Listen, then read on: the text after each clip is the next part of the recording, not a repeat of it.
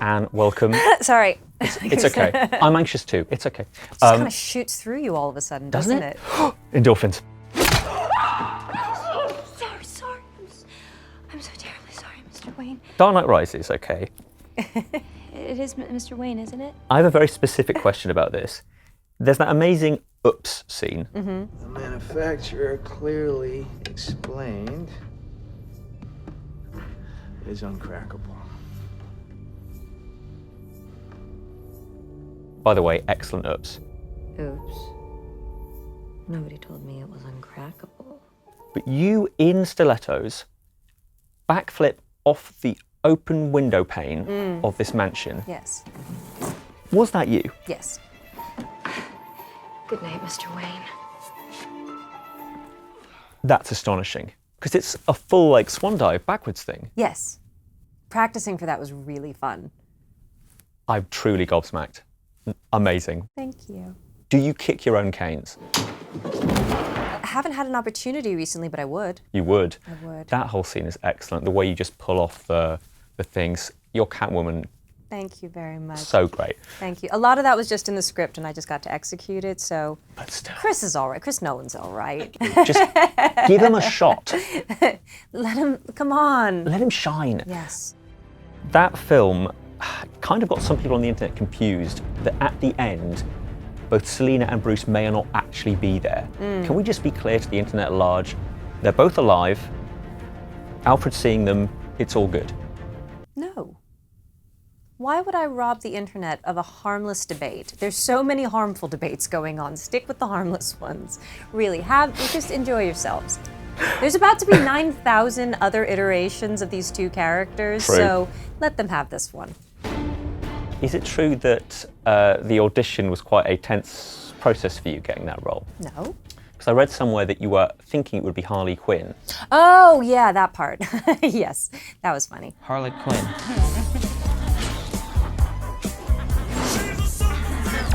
That was the initial meet with Chris. Ah, okay. That was the initial meet, and I came in and I had this lovely Vivienne Westwood kind of, beautiful but kind of mad tailoring top with like stripes going everywhere, and I wore these like flat kind of jokery looking shoes, and I was just kind of trying to give Chris like these crazy little smiles, and then about an hour into the meeting, he goes, "Well, I'm sure I don't have to tell you this, but it's Catwoman," and I was like, shifting into a different gear right now. Okay, we're Slinky, and we're Slinky.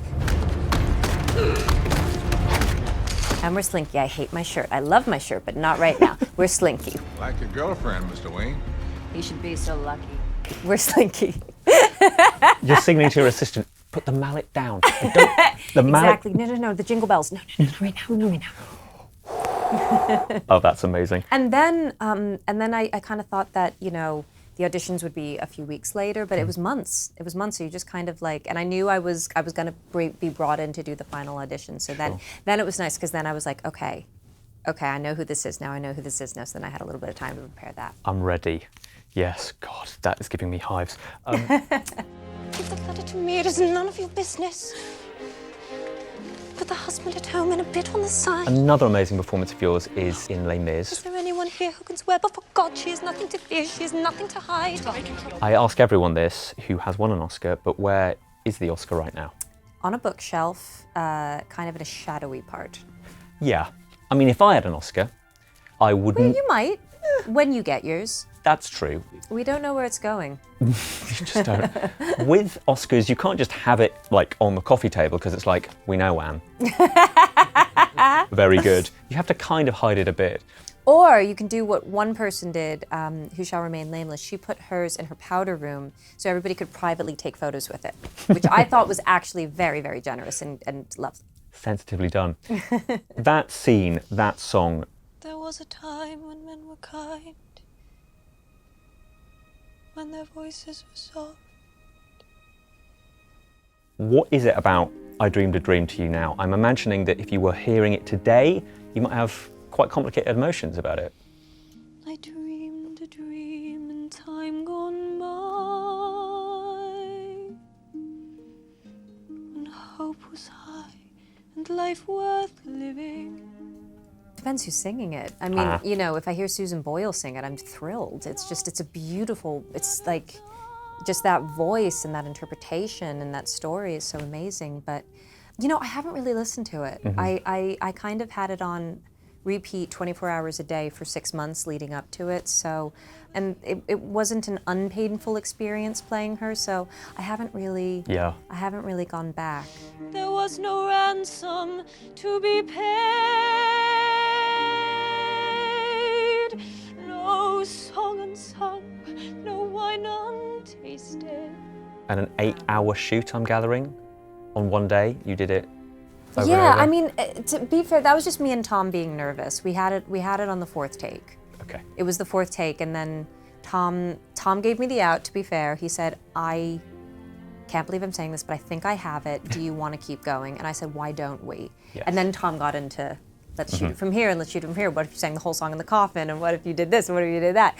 And then it turned into an 8-hour day, but it could have been. I can imagine. It could have been shorter than that. When it's a song like that, you've got to be absolutely sure.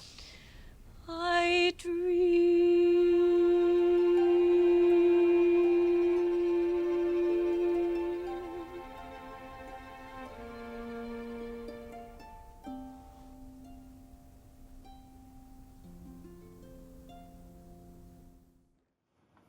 And it's hard leaving everything. My kids, your father. We're going to be spending a lot of time together. We should learn to talk. Emma not to. With Interstellar, again, you've got that Nolan bloke.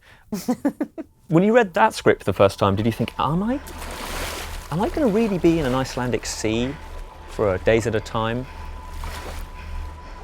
Like, that's going to be done in post, I right? hadn't thought about that aspect of it, no. This way. I thought about that when I put the costume on, and it was really heavy, and I just thought, what do I have to do in this? And Chris is lovely because he is actually really supportive of the process, and so I said, do you mind if I put the suit on and run in a water tank just to see what it is that I'm up against? Gravity's punishing. Been floating through space too long? And he let me do it, and I ran about 10 yards and went, thank you, I think I also need a trainer. And so I trained really, really, really hard to be able to do it. And there was all this talk about, it's okay, you're gonna be wearing a dry suit, so when you go under, you won't feel a thing. First take, the dry suit just went, and I'm just sitting there, and I just thought, you can't complain. You're the only girl for miles. You can't complain. This is bigger than you. Come on. Fans, get back here now! And so we got through the water scene, and then we're hiking up the side of a glacier, and it's a really bad suit. And I'm just like, you can't complain, come on, don't do it. And by that point, Matt Damon was shooting with us, and about 2 hours into the day, he pitches forward just to get some of the pressure of the shoot off of his shoulder, and he goes, oh my God, this is the worst costume I've ever worn. I'm like, well, if Damon said it, I can say it too. I know, it's so bad. Jason Bourne doesn't like the suit. Jason Bourne doesn't like the suit. I knew it was terrible. Matthews, by the way, just like, Yeah, it's all right. Come on, Case has, get back here. What's going on, not to remove the magic too much, when you're being carried by Case, what's actually happening there? I mean, is it a man holding you? Did you mean in the water? Yeah. It's me in the close-ups, but it was my stunt double on the kind of and it's, I think it was kind of like a chase boat. Okay. I don't really remember because I wasn't there, and... Sure. And also you're trying to remove those memories from your mind because you nearly froze. No. I mean, it was tough. The toughest part about that was, because it was 3 days of running in water in Matt Damon's least favorite costume.